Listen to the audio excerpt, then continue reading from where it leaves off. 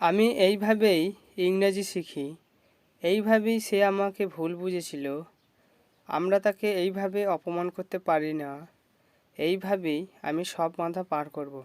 তো ফ্রেন্ড, এই ধরনের সেন্টেন্সেস আমরা আমাদের ডেইলি লাইফে প্রায় ইউজ করে থাকি। তো এই ধরনের সেন্টেন্সেস আমরা ইংরেজিতে কিভাবে বলবো চলো আমরা দেখি। তো এইভাবে এটি বলার জন্য আমরা ইউজ করব দিস ওয়ে। আমি এইভাবেই ইংরেজি শিখি। This way I learn English. এইভাবেই সে আমাকে ভুল বুঝেছিল। This way he misunderstood me.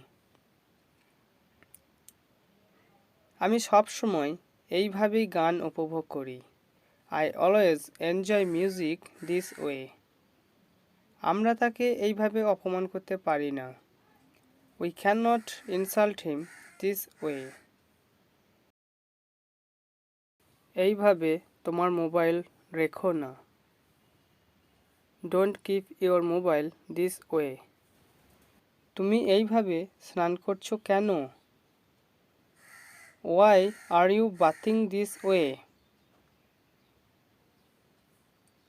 এইভাবেই আমি পড়ি। This way I study.